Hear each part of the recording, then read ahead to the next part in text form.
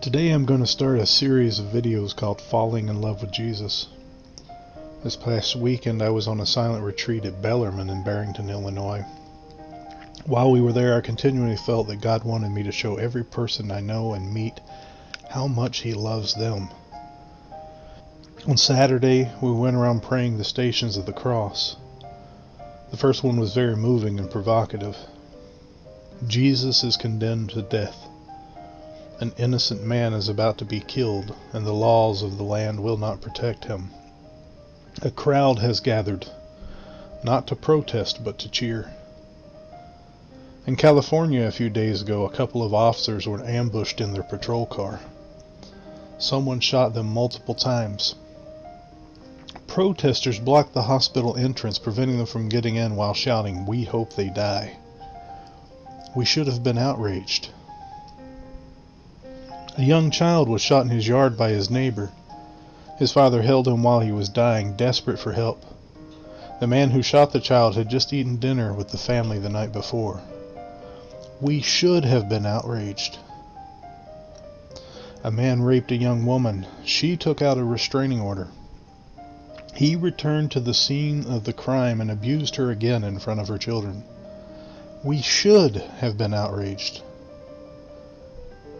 2,000 years ago, a man died on the cross who was completely innocent.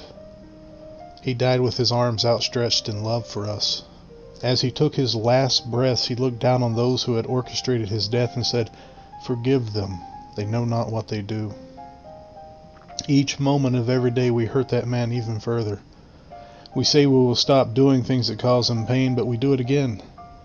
He looks at us with love and he says, "I thirst for you. I desire you so much that I want you to spend eternity with me in heaven." Then we turn our back and continue to do the things that bring some small temporal pleasure now and drive the nails deeper into his wounds. We should be outraged. The gospel for today paints that scene, one that is all too common. Standing at the foot of the cross is Mary, his mother.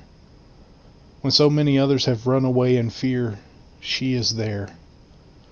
While people continue to walk around as if nothing is happening going on with their daily lives, she fixes her eyes on Jesus.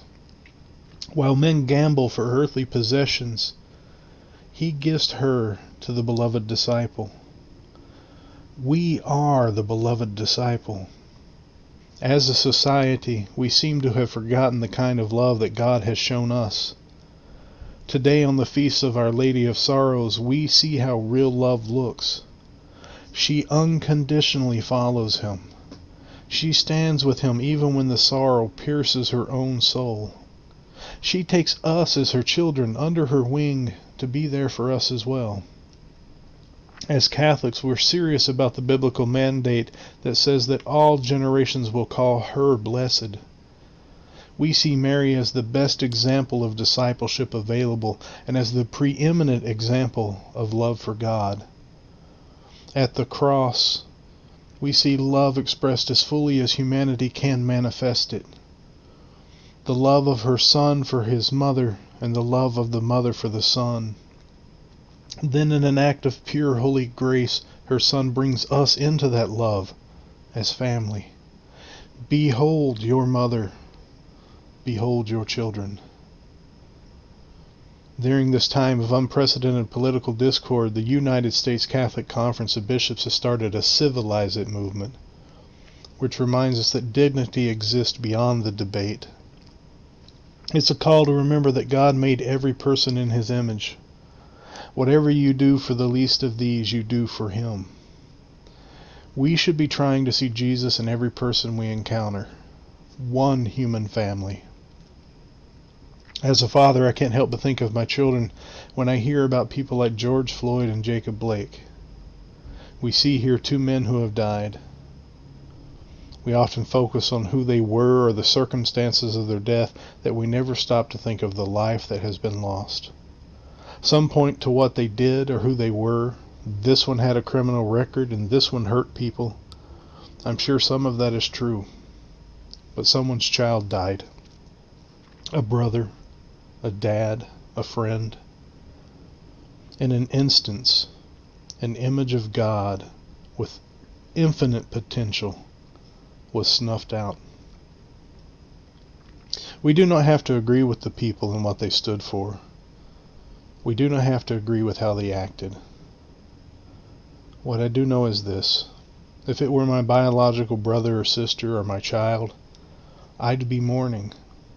I'd be praying for their soul, hoping for their salvation, and missing their presence. That's why you and I need to be standing at the foot of the cross like Mary, keeping our eyes on Jesus with the hope that there will be a resurrection. Our lifelong goal should be keep looking for every part of his body, every person. Because there is a feast coming, a banquet, a wedding reception. And we don't want any of our family to miss that.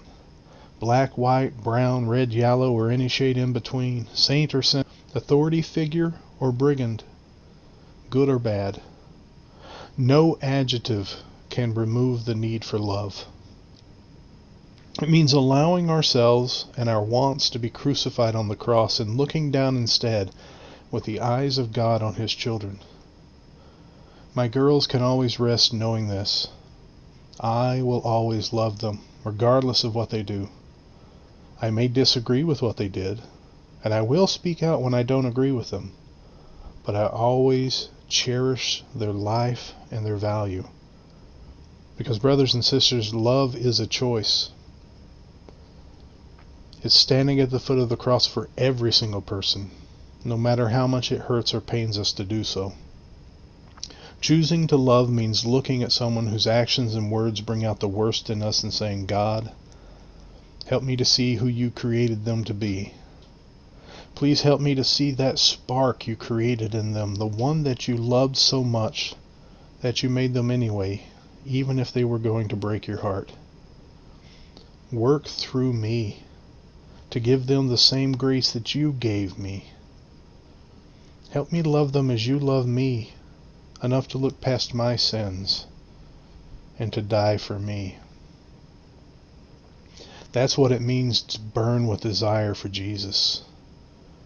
That even the smallest glimmer of life, the slightest reflection of your lover that exists in every person, is so precious to you that you yearn to bring them to him. May the Lord bless us, protect us from all evil, and bring us to everlasting life. Amen.